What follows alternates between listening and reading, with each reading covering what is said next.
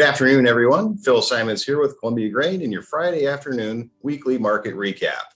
Sam Oden, your spring wheat merchandiser, is able to join us for this week's recap to give us his take on the current world around us. Well, I tell you, Sam, it sure felt like we were going 100 miles an hour this week in the futures market, but really, when the dust settled, not much really changed week on week.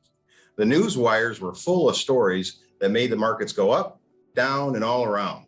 But what's your take on what's going on, and where do you see spring wheat now and going forward? Lots of volatility is certain.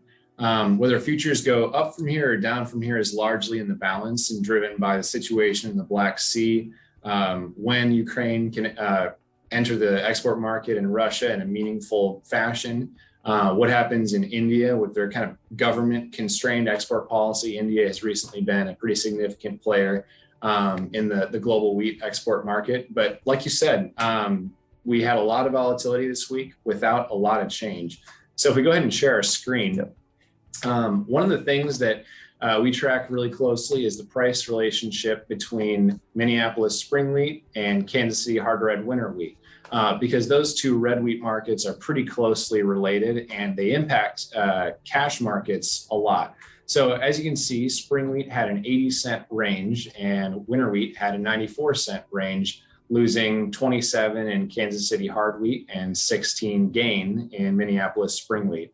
So when you see Minneapolis spring wheat gaining on hard red winter wheat, what you can assume is that on the margin anyway, you could expect a little bit weaker spring wheat basis and perhaps a little bit firmer hard red winter wheat basis. The reason for this is because a lot of the demand that we have both domestically and internationally is a little bit price sensitive, and on the margin, they can use more winter wheat if it's a discount to spring wheat, and vice versa is true as well.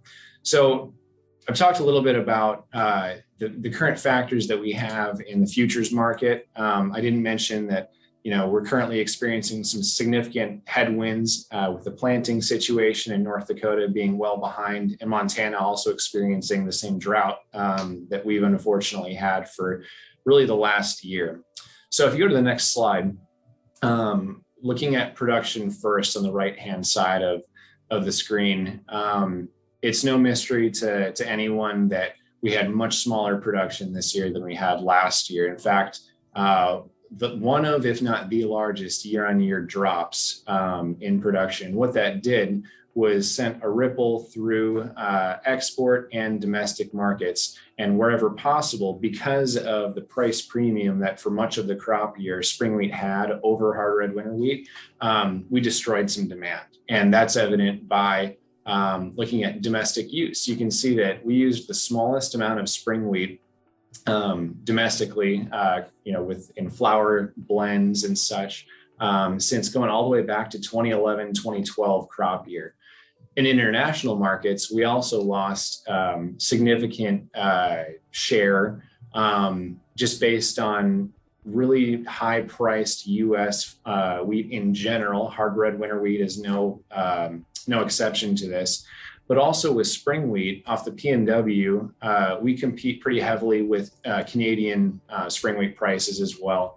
And unfortunately, they've consistently been between 30 and 50 cents a bushel cheaper than the US. So a lot of those customers that we have that are more price sensitive or price elastic have elected to either use more wheat from perhaps the Black Sea, perhaps Australia. And when they do need spring wheat, they might choose to buy Canadian instead of paying for a higher priced US spring wheat. So all of those things will impact local bids, cash price bids at your elevator, and things to watch closely. So what I would suggest looking forward to develop your own bias on what you think basis will do is to pay really close attention to what kind of a futures difference or cash price difference as well spring wheat has versus hard red winter wheat, because that'll tell you how demand might shake out for this year, as well as just like all of us, keeping your finger on the pulse of what production prospects look like as we move into next crop year. So that's all I've got today, Phil. Okay. No, that was great. That was a great summary, Sam. We really do appreciate it to get your take on what you think and what you anticipate to see going forward.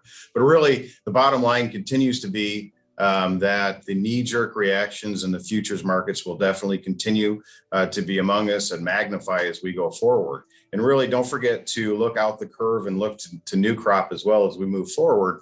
As production is becoming more and more of a concern for this crop year, we do see elevated levels when we look to next year and the year after that. So don't forget to take advantage of some of these prices out the curve, at least while they're here. So really get a hold of your local Columbia Grain merchandiser and get your orders out there working with them. And we'll be happy to help in any way that we can in that regard. But don't forget that when the plate of cookies goes around the table, don't forget to take a couple. Have a great weekend, everyone. We'll talk with you next week.